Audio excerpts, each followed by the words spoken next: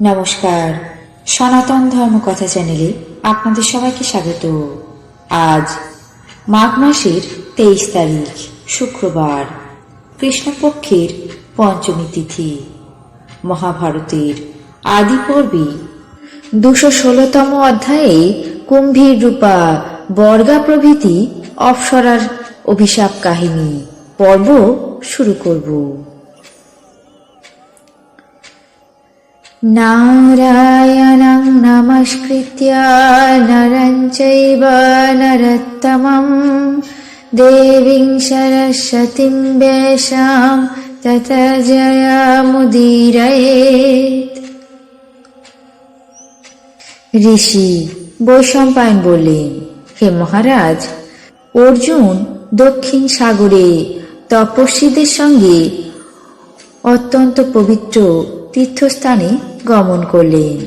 কিন্তু পূর্বে যেসব তীর্থস্থানে অনেক অনেক তপস্বীদের সমাগম হতো, মহর্ষিগণ সেই পঞ্চতীর্থ পরিত্যাগ করেছিলেন।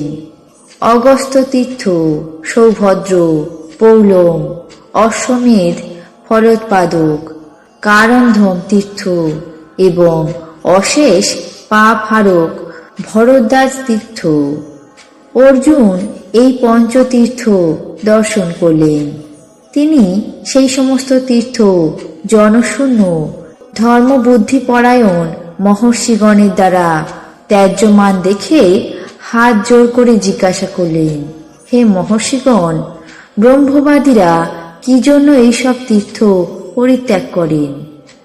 তপস্বীরা প্রত্যুত্তরে বললেন, হে কুরুনন্দন, এই তীর্থে 5টি কুম্ভীর বাস করে। তারা অবগাহন মাত্রই তপস্বীদেরকে সংহার করে থাকে। এই কারণে আমরা এই পঞ্চতীর্থ পরিহার করেছি। মহর্ষিদের কথা শুনে অর্জুন তাদের দ্বারা নিবারিত হয়েও সেই সমস্ত তীর্থস্থান দর্শনের জন্য যাত্রা করলেন এবং সৌভদ্র তীর্থে উপস্থিত হয়ে সহসা স্নান করতে লাগলেন।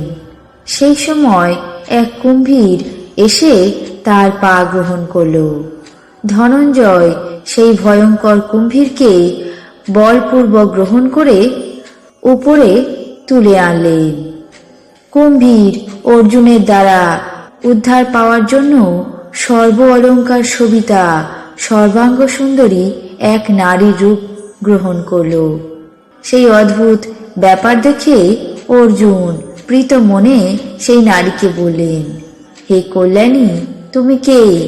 কি জন্য জলচর হয়েছ?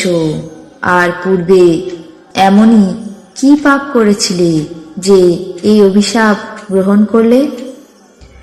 দিব্যাঙ্গনা বলল, হে মহাভাগ, আমি দেব অরণ্যবাসিনী এক অপ্সরা। আমার নাম বর্গা। ধনপতি কুবের আমাকে যথেষ্ট সম্মান করে থাকেন। একদিন আমি আমার 4 সহচরীর সঙ্গে দেবরাজ ইন্দ্রের ভবনে গিয়েছিলাম। ফিরে আসার সময় পরম রূপবান একান্তচারী নির্জন বিহারী এক ব্রাহ্মণকে দেখতে পেলাম।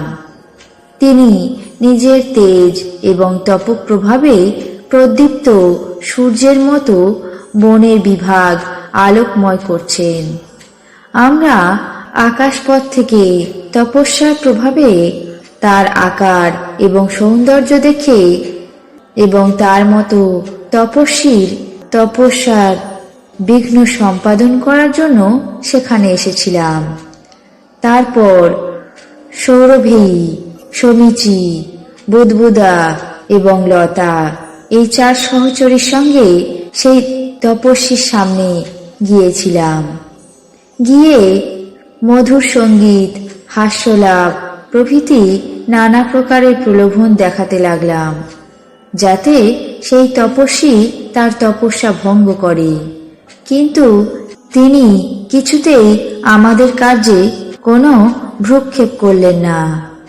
সেই সময় তিনি ধ্যানে মনোনিবেশ